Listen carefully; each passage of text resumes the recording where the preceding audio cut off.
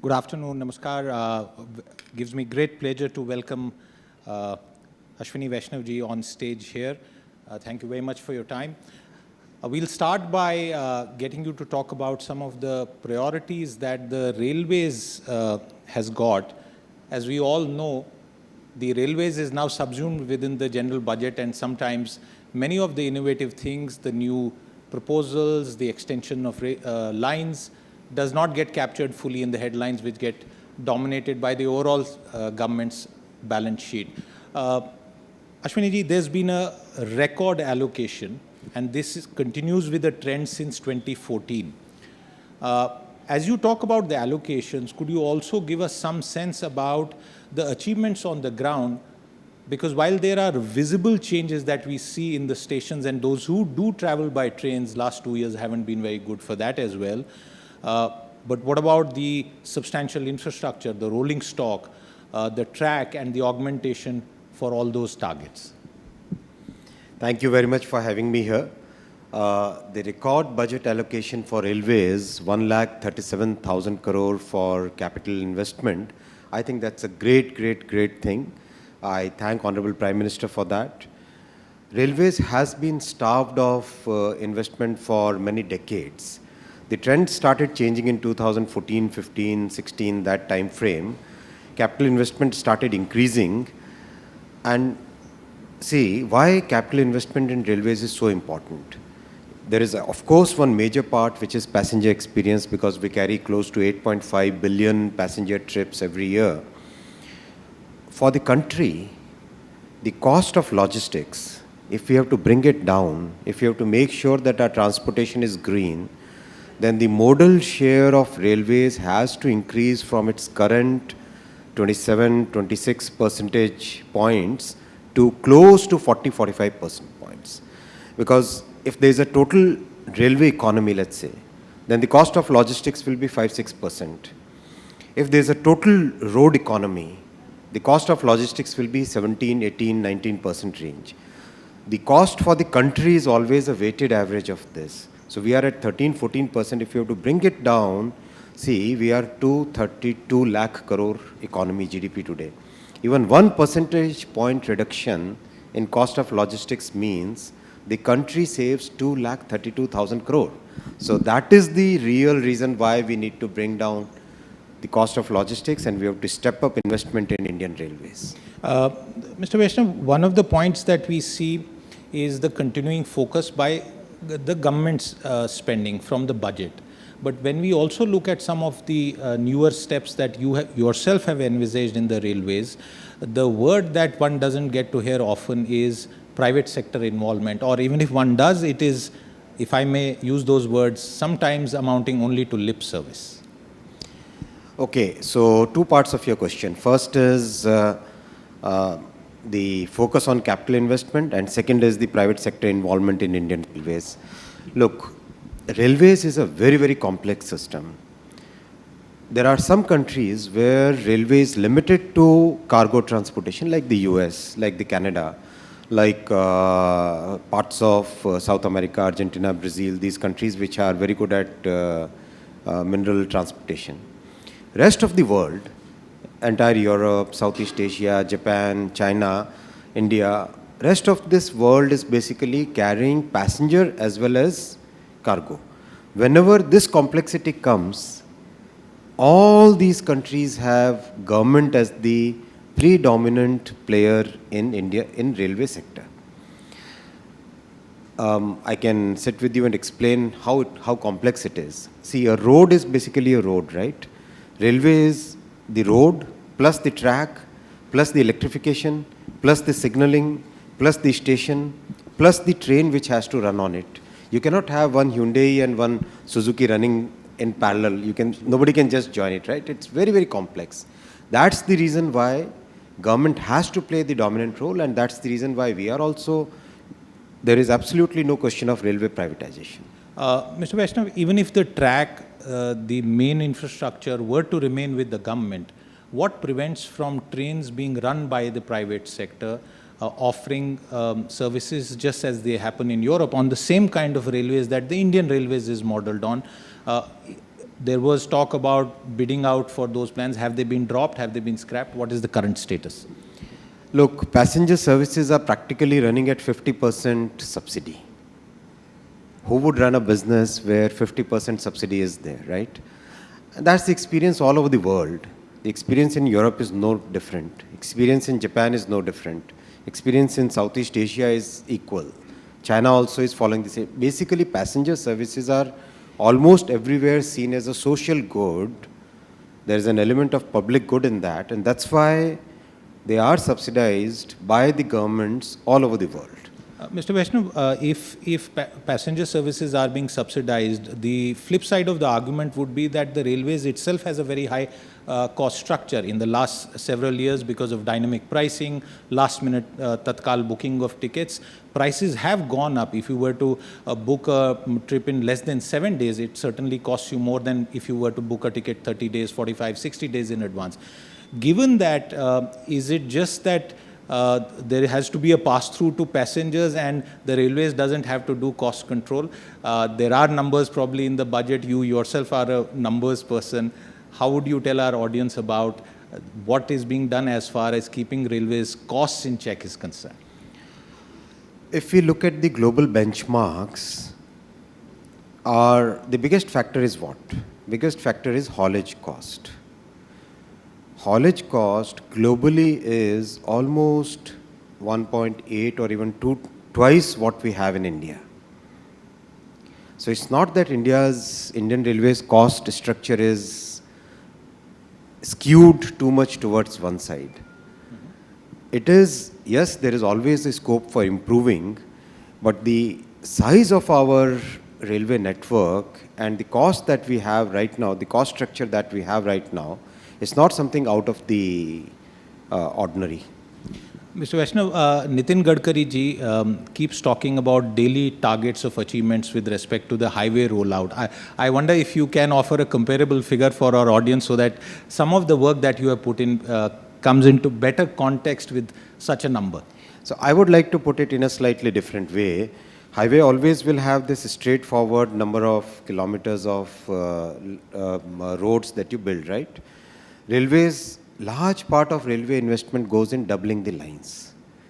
A significant part of railway capital investment goes in electrification. A very large chunk goes in resurfacing the road ka equivalent, which is relaying the tracks, because tracks have a life and the entire tracks have to be replaced. So a significant part of that goes into these activities. So laying new lines which would be comparable to a highway would always be probably a wrong way to compare the two. What's important is the entire passenger experience has to change. That's what Prime Minister's vision for railways is.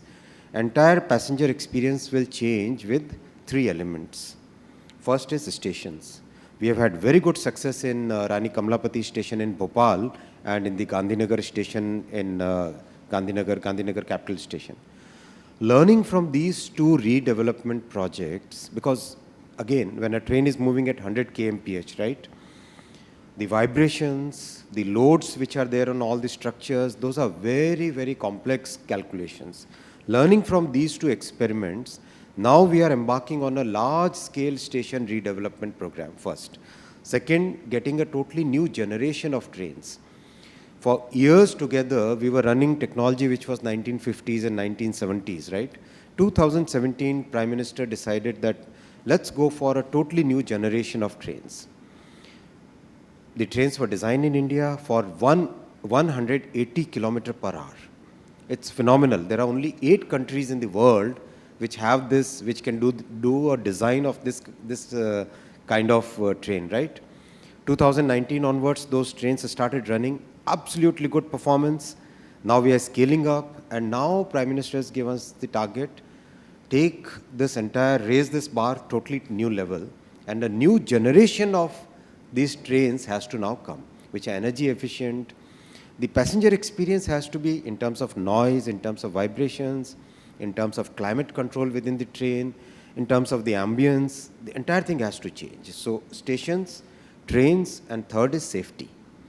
You must have seen in the budget announcement 2,000 kilometers of Kavach, right?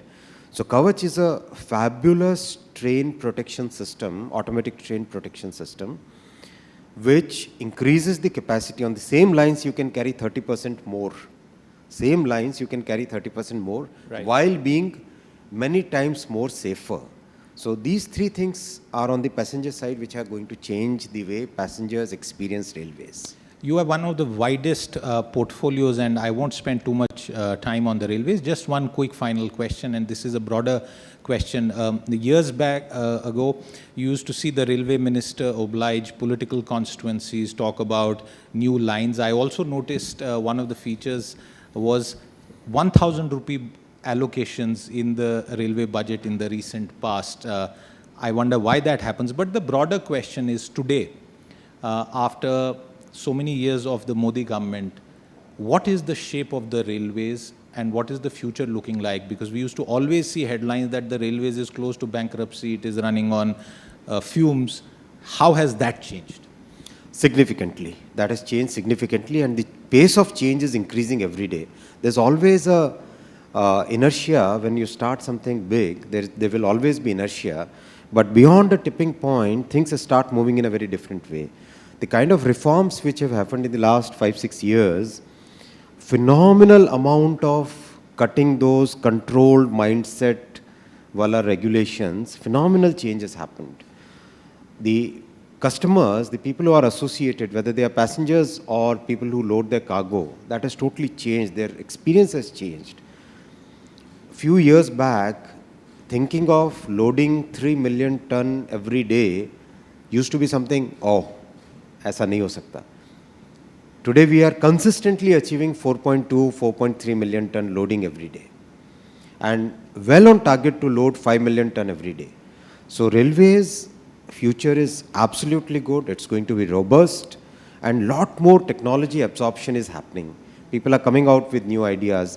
We are very soon going to launch a startup challenge for some of the most important challenges that railways faces, and we would like the bright minds to come up with solutions for that. What are those challenges, if you could quickly elaborate? Okay, so very important point, like what is the condition of the track? Unlike a road surface, when you move on the railway, there are both lateral as well as vertical oscillations, vibrations, right? So how do you monitor the condition of the track? Because thousands of trains are running every day. Is there a way by which you can real-time monitor the condition of the tracks, right? Second, whenever there is a fog, if there is any solid element coming onto the track, it's a risk. How do you detect that, right?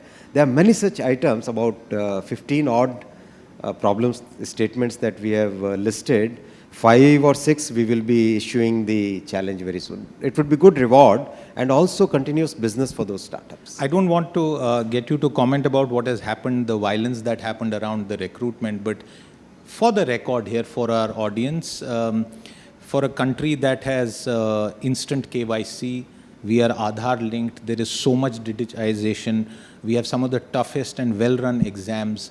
Why does this happen? And there is, of course, job unrest, the youth is unemployed, and that perhaps manifested in the unfortunate violence. What would you say to that? See, first thing is, railway job is a highly coveted job. This is something which people really want to have. So the numbers are huge. For a vacancy of 35,000 odd vacancies, the applications were in the range of 1 crore and 25 lakhs. Unlike a simple enrollment or any other activity, or many people put it on the social media that if we can do an election for so many crore people, why not 1 point? See, exam is a different process. Exam, the fairness of the exam is very, very important. And I would like to highlight the entire exam throughout the COVID period also when we did it, not a single complaint about any paper leak, any manipulation.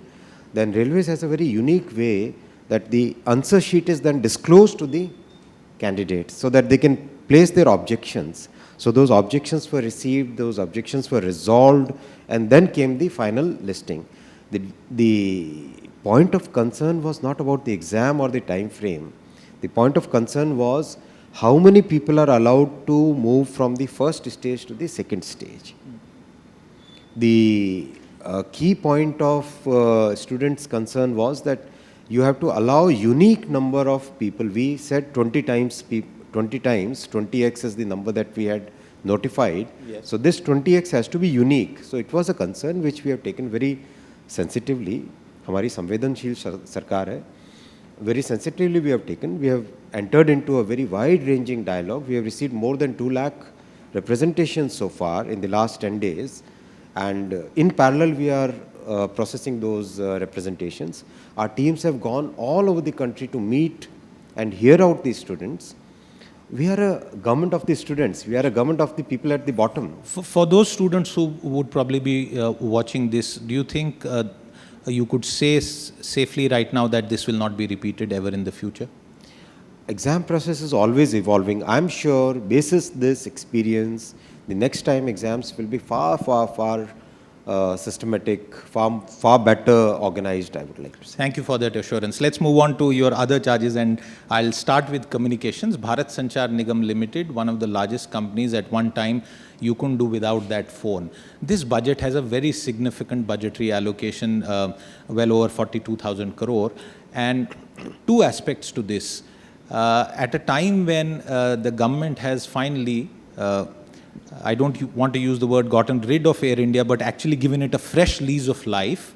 Is this money enough to provide Bharat Sanchar a fresh lease of life, or are you just pumping in good money in a sector and just retaining BSNL for some 70s command economy rationale? Okay, so BSNL plays a very important strategic role in our economy. Definitely it's not a control mindset, 70s as you said. Definitely it's not that. When you look at the strategic interests of the country, telecom is one sector in which you would always like to have presence of the government, first. Second, would the private sector reach out to the people who are unconnected, people living in the far-flung areas? We are a government of Antyodaya philosophy. Right from our Janasangh days, we have always believed in serving the poorest of the poor, the last person in the society. Would the private sector like to go there? No. That's why we need. If I may interrupt, sir, are you therefore saying that with 25 years of private sector companies, with billions and hundreds of billions spent, the private sector is not reaching rural India? Is that what you're saying? Absolutely. Absolutely. Take the experience, take the large swathes of area in the entire northeast. Look at the border areas, look at the areas throughout Chhattisgarh, Jharkhand, Odisha, parts of Andhra Pradesh, many of these forested areas. Barely any presence of the private sector. It's only BSNL which is providing this service. But sir, then why? Yeah, please. So, BSNL was a profitable company. During the first few years of UPA But as a monopoly, sir. No, by that time already large number of players had come. But during the first, and you are a telecom expert, last time you said that you used to cover telecom in a significant way. So during the first few years of UPA, large amount of reserves were taken out of BSNL and utilized for some other purposes. It came into a very difficult situation. 2019, the first set of support for BSNL was given, and today I'm happy to share with you and viewers, BSNL has made operating profit after many years. Now is the time when the company is stabilizing to take it to a new level. So definitely one public sector telecom company will stay. We will support it to the hilt. One quick point. Are you happy with the utilization of the Universal Service Obligation Fund? This is a fund for those of all the viewers who may not know this, which you actually pay for. It's a very sizable fund, Mr. Vaishnaw, and I have seen in the past that utilization doesn't happen because even Bharat Sanchar's plan, for example, to roll out a network in the left-wing extremism areas, it's a project for many years. Your own government gave it some life again in 2014-15, but it's perhaps not achieved what you had in mind. So the result are, I would say, it's still a story in progress. The infrastructure is now laid out. A large number of close to lakh and 60-odd thousand kilometers of fiber has already been laid out, right? Our focus now is to make sure that reaches the house. It has reached the Gram Panchayat, it has reached the bigger villages. Now the focus is to take it to the household. That's the next step that we are working on it.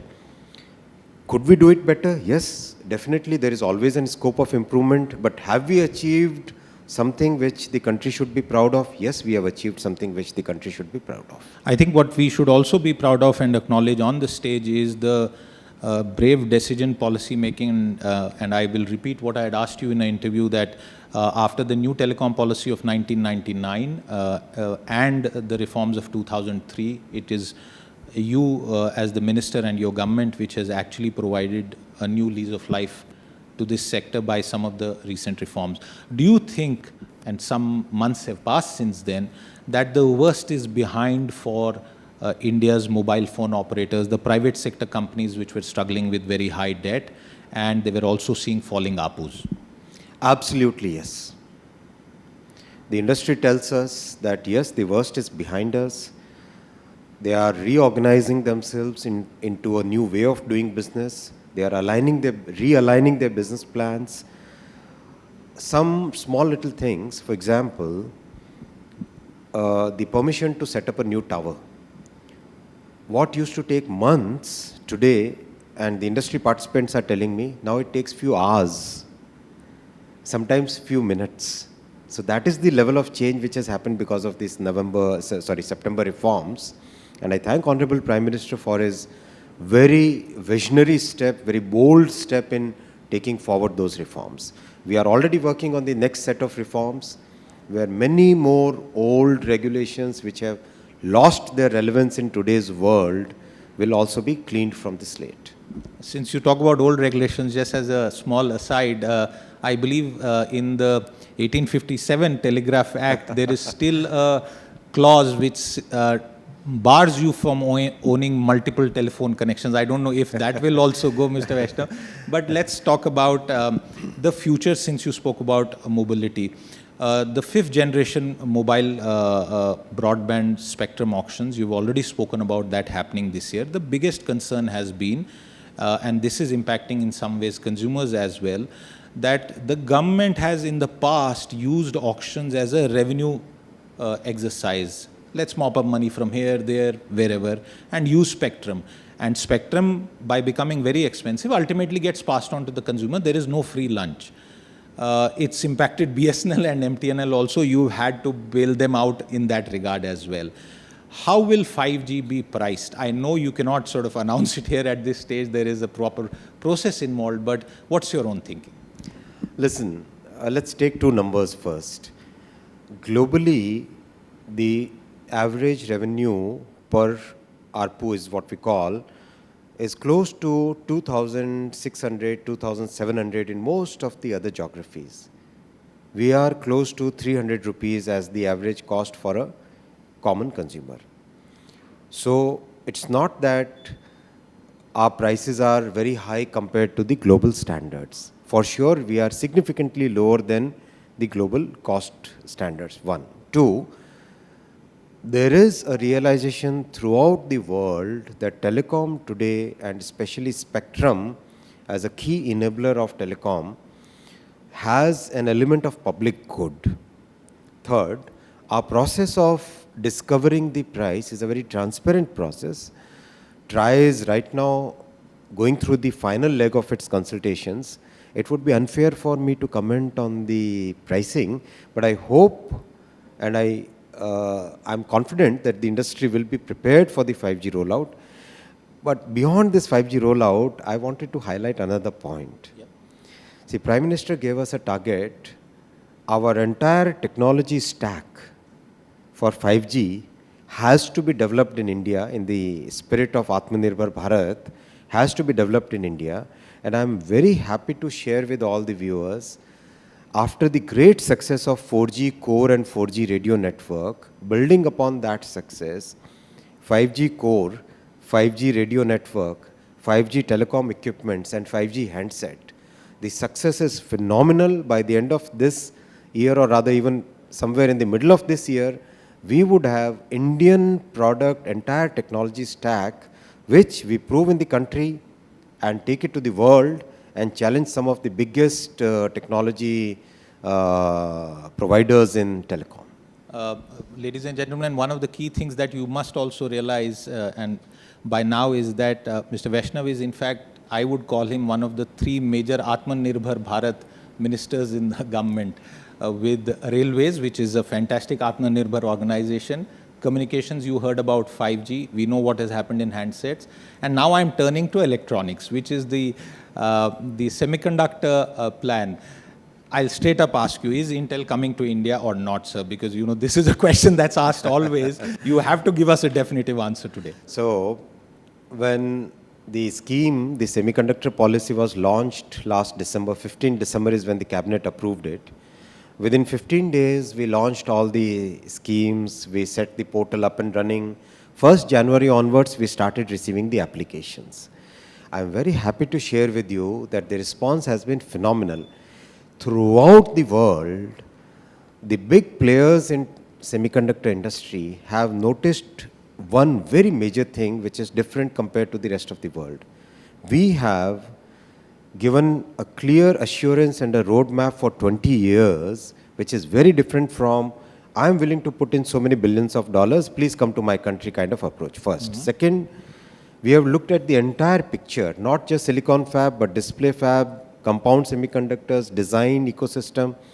Above all, which the entire industry is appreciating, is that we have committed to prepare 85,000 semiconductor engineers, and we have already shortlisted the institutions in which they will work. They will be trained. We are working with AICTE right now to prepare to finalize the course curriculum.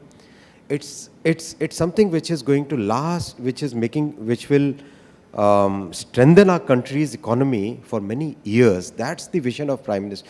When he called me and said that, Ashwini ji, सोचो 20 साल का सोचना है, हमें 4-5 साल के हिसाब से सोचना ही नहीं है, because this is an industry where if you lay the foundation today, you will start getting the results in 3 years, 4 years, 5 years down the line.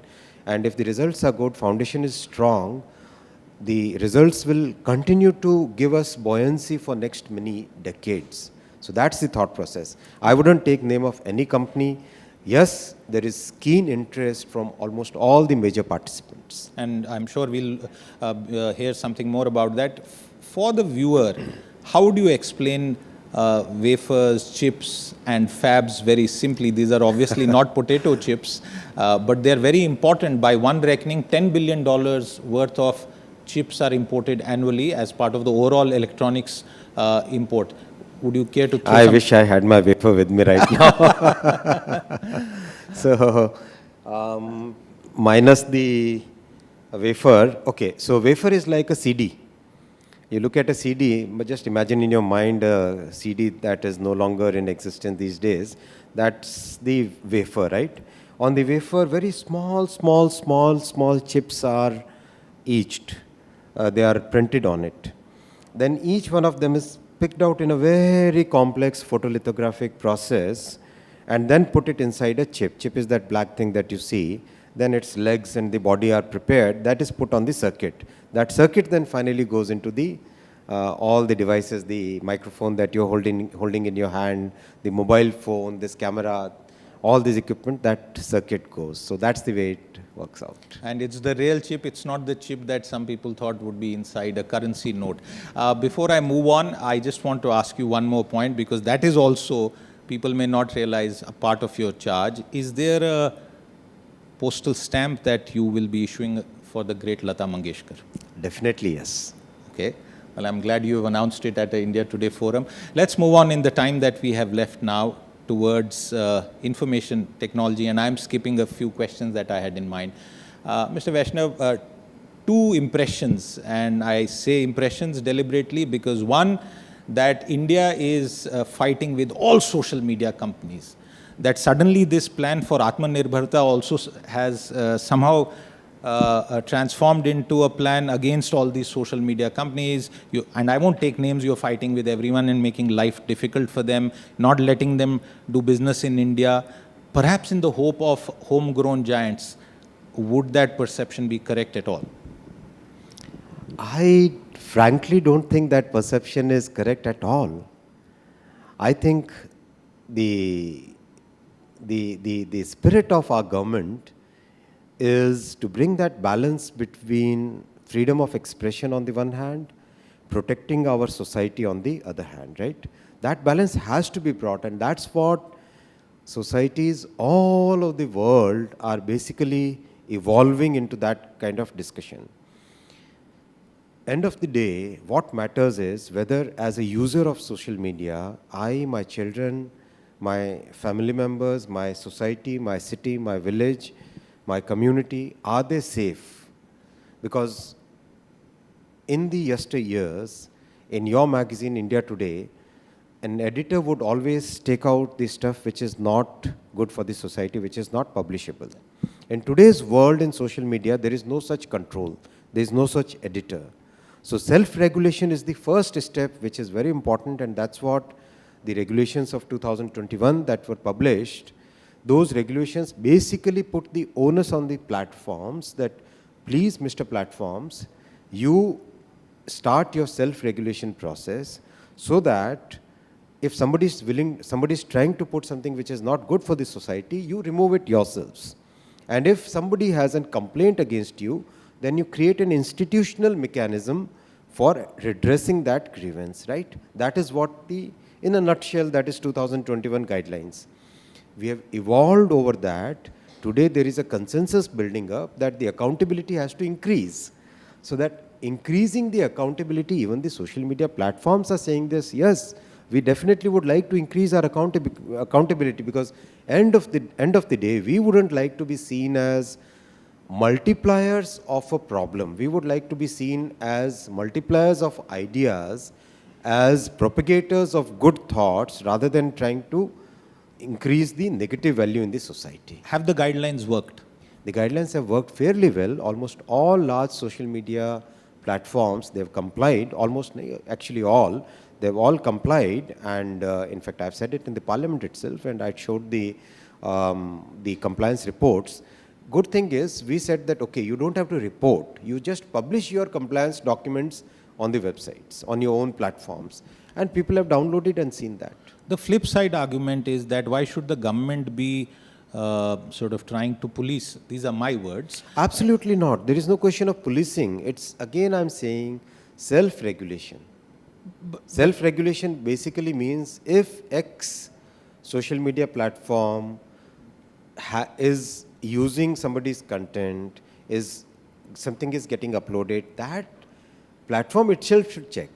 But just to complete that point, but why regulate? If I am uploading personal pictures, if I am putting out everything, my birthday, anniversary, other celebrations, then why should I not be the one who is responsible for the data? Why do I need a government which is yet to come up with a privacy law, a foolproof major, global standard privacy law step in? So the examples you gave are great examples. Birthday pictures, your own picture. I'm sure you use social media. There is a significant chunk of content which would be exactly opposite of what you are saying, what you mentioned, right? What is the impact of that content on the society? So question is, yes, I agree with you, the people who are uploading that data, they also have they have actually a bigger responsibility. But the media is today provided by the tech companies. For example, if I have some grievance against somebody, I go in a closed room within the four walls, I shout whatever I want to shout against whatever that grievance is. It's okay, fine, nobody is affected. But in social media, it's affecting the entire society because it's visible to everybody. It is getting amplified by technology. It's amplified by the reach of that. So that's the reason why self-regulation, accountability is important. Mr. Vaishnaw, even in some recent instances of violence, do you think the effort that the government has made has worked? Because a lot of misinformation was spread through these platforms without taking names. So the point I'm trying to ask is, are we doing enough, or is it a halfway house? Did you pull back after you got sort of a global backlash, or at least a backlash from these tech companies themselves? They always talk about the algorithm. there is no editor. So why not then just say that for in an India operation, you need a proper newsroom kind of structure. You need a editor who is responsible under a PRB Act or whatever, and hold them fully accountable. Why a halfway house? See, whenever a new technology comes, it evolves. There's nothing like this is a piece of specs. This has got developed over so many centuries, and today it is available, you can buy it. Social media is something which is evolving, and society's response to this platform is evolving, not just in India, all over the world. This is such a fluid situation that we have to mold ourselves according to the situation every day. So that's where the world is moving, and we are also moving in that very same direction. By when do you think we'll have the personal, the privacy law in place? There is an elaborate process, standing committee discussions. Can we expect that anytime soon? And it's not your charge, but can it go the crypto bill way? It came, it didn't come. Is that likely? Listen, the parliament is in session. I'm holding a responsible position. I wouldn't like to comment on it. I will not push you on that. One final point, and despite knowing that Parliament is in session, but since you've already spoken about it, a lot of concerns have been expressed, and recent reports have tried to rake up that issue once again, the Pegasus deal. Now, the way I'm asking this is that if there is national security, I would stand up first and say that it's not worth a discussion, especially in a public forum. But there is another aspect to this entire argument. For the record, please try and say whatever you would like to say on this matter right now, knowing fully well that Parliament is in session. I would say that let's trust our judiciary. Okay, that's a fairly cryptic comment. My final point about the day, and this is really a generic comment for all the conversations that we have had around digital India. I was personally disappointed that in this budget, unless there is fine print that we haven't seen, there wasn't anything that acknowledges the burden that study from home, work from home has put on those who are less privileged.